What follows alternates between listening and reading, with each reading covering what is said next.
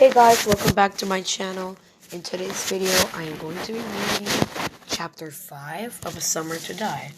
So, I'm gonna get started. Okay. Sorry. Okay. I made 2 Easter eggs, one for Will and one for Molly. Not just plain old hard-boiled eggs, that you dye with those vinegar-smelling colors that never come out looking the way you hoped they would. Molly and I used to do that when we were little, dozens of them, and then we wouldn't eat them, and they turned rotten. And those were special. They were only 2 of them.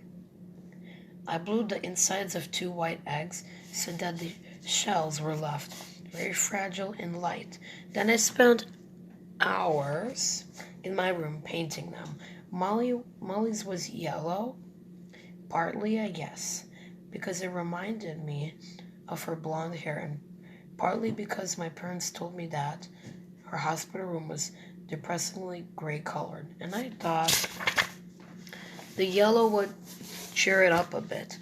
Then over the pale yellow egg, I used my tiniest brush and painted narrow curving lines in gold, and between the lines, miniature blue flowers with gold and white centers. I'll be right back, guys. Hi guys, I am back. I just had to go quickly do something. So now I am back and starting to read for you guys again. Then over the pale yellow egg, I used my tiniest brush and painted narrow, curving lines in gold, and between the lines, miniature blue flowers with gold and white centers. Okay. It took a long time because the eggshell was so delicate and the painting was so small. And the painting so small and intricate. But it was worth it. When it was finished, the egg was truly beautiful. It varnished it to make it shiny and permanent. And when it was dry, I packed it in cotton in a box to protect it. And Mom took it with her when she drove to Portland to visit Molly. It worked too. I mean it. It did make the room more cheerful, Mom said. Molly was lots better in coming home the next week. In the beginning, she had been very sick. They had first thing given her blood transfusions. Then, when she was feeling better, they decided to do a lot of tests to find out find out what was wrong, so her nose wouldn't bleed anymore. They even had specialists see her. You'd think that with medical science as advanced as it's supposed to be, that they would figure out what the trouble was and fix her up pretty quickly. Nosebleeds. What's the big deal about that? It's not as if she had a mysterious tropical disease or something. But first, Mom said, after they put all the new blood into her, they started taking blood out to test it.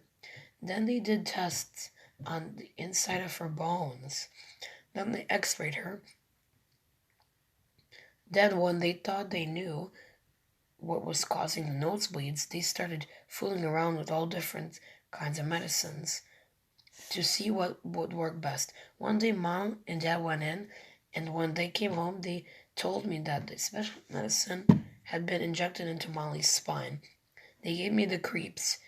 It made me mad too, because it seemed to me that they were just experimenting on her, for Pete's sake. By that time, they knew what the trouble was. Her blood didn't clot right. So they should have given her whatever medicine would fix that and sent home. But no, instead they started fooling around, trying different things, keeping her there longer. And my parents were very strange about the whole thing. They were just like the doctors. They didn't even think of Molly as a person anymore. They talked about her as if she were a clinical specimen. They came home from the hospital and talked very coldly about different drugs with long names, whether this one was better than that one. They talked about reactions, side effects, contraindication, contraindication. Hold on, guys, this word is a little weird at first. Contraindications or something. Okay, let me try this one more time. Contraindications. It was hard to believe they were talking about Molly. I kept my mouth shut as long as I could, but then, one night at dinner, the only thing they talked about was something called cyclophosphamide. There I was, sitting there with them, and I wanted to talk about other things. My darkroom, my Easter eggs that I was working so hard on, what I was going to do during spring vacation from school. Anything, anything, that is, except cyclophosphamide, which I didn't know anything about and couldn't pronounce. I'm having a little issues myself with pronouncing it, guys. Stop it, I said angrily. Stop talking about it. If you want to talk about Molly, then talk about Molly. Talk about Molly, not her stupid medicine. You haven't even sent in her camp application, Mom. It's still on your desk. They both looked as if I had thrown something at them, but it worked. I don't think I heard the word cyclophosphamide again.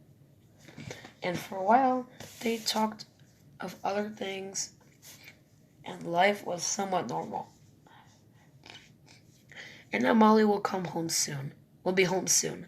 All better, and no more nosebleeds, and all that business with the fancy drugs. It turned out that she ended up with is pills. When she comes home, she'll have to take pills for a while. Big deal. They could have found that out when she got there and sent her home sooner. Since they didn't, I made the Easter egg for Molly to cheer her up. And I made another one for Will. Will's egg was blue and special in a different way. I thought about how to paint it. And finally, I looked up spices in the encyclopedia and found a picture of nutmeg.